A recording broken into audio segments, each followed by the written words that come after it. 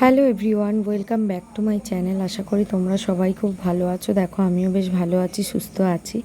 তো গত বছর যে পাঞ্জাব টু কাশ্মীর ট্যুর করেছিলাম, তার মধ্যে তোমাদের পাঞ্জাবের স্বর্ণ মন্দির অমৃতসরে আর অমৃতসরের জালিয়ানওয়ালাবাগের হত্যাকাণ্ডের দুটো স্টোরি তোমাদের সঙ্গে শেয়ার করেছিলাম। তো কাশ্মীরের কোনোটাই তোমাদের সঙ্গে শেয়ার করতে পারিনি।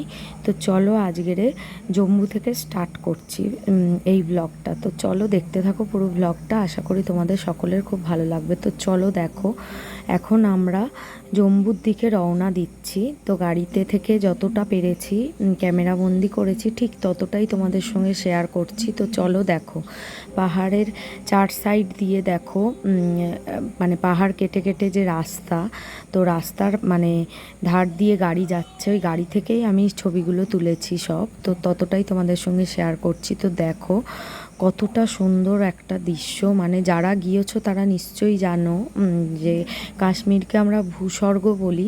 তো সত্যিই ভূস্বর্গ তো ভূস্বর্গই, মানে কোনো মানে মুখ থেকে কোনো কথা বলার মতো না, মানে এতটাই সুন্দর দৃশ্য। দেখো মানে পাহাড় থেকে নিচের দিকে তাকালে মানে মানে ছোট ছোট সমস্ত ঘরবাড়িগুলো যেগুলো পাহাড়ের উপর মানে আছে, তো কিছুই দেখা যাচ্ছে না, মানে এতটাই ছোট ছোট লাগছে, মানে এতটা উঁচু থেকে তোলা ছবি। তো দেখো চার সাইড দিয়ে শুধু গাছপালা আর গাছপালা। তো দেখো এবারে প্রায় জম্মুতে চলে এসেছি।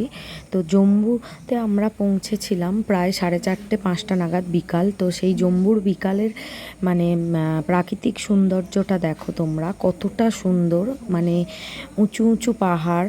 দেখো আমি এইটা পুরো তুলেছি হচ্ছে আমি যে হোটেলে স্টে করেছিলাম জম্মুতে, ওই হোটেল থেকেই মানে ব্যালকনিতে দাঁড়িয়ে আমি এই দৃশ্যগুলো তুলেছি। তো দেখো এবারে দেখো সন্ধ্যে, মানে ওখানে সন্ধে হয় মোটামুটি 7:30-8টা নাগাদ। তো সেই সন্ধ্যের যে প্রাকৃতিক সৌন্দর্য সেটাও তোমাদেরকে তুলে ধরছি। দেখো মানে কতটা সুন্দর, দেখো মানে শুধু পাহাড়ের চার সাইডে আলোয় আলো। তো দেখো সেই আলোগুলোই দেখা যাচ্ছে পাহাড় থেকে, মানে ওই দিক ওইটা এই রাস্তা দিয়েই বৈষ্ণব মাতা দর্শন করতে যেতে হয়। তো যাই হোক, মাম্মা ছোট, মানে গত বছর মাম্মা অনেকটাই ছোট ছিল, তো আমার তো বৈষ্ণব মাতা দর্শন করাই হয়নি। গিয়েছি ঠিক কথা, তো সেটা তোমাদের সঙ্গে শেয়ার করতে পারলাম না।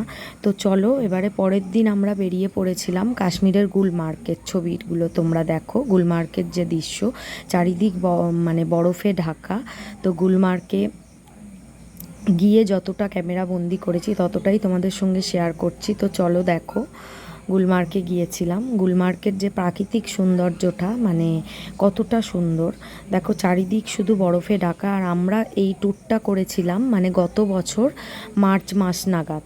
তো মার্চ মাসে কাশ্মীরে এই সময় প্রায় বরফ পড়ছে, তো দেখতেই পাচ্ছ তোমরা। দেখো মানে পাহাড়ের নিচে যেন আকাশটা যেন ঠেকে আছে এরমই মনে হচ্ছে। তো দেখো মানে ঘরগুলো পর্যন্ত বরফে ঢেকে গেছে। তো চলো দেখো কতটা সুন্দর দৃশ্য, মানে আমি তো খুবই এনজয় করেছি। আর তোমরাও যদি কেউ গিয়ে থাকো, যারা গিয়েছো নিশ্চয়ই কতটা সুন্দর জায়গা তোমরাও মানে গিয়ে দেখেছো। তো আমার এক্সপিরিয়েন্স এটাই ভালো লেগেছে খুবই। তো চলো এখন টাটা।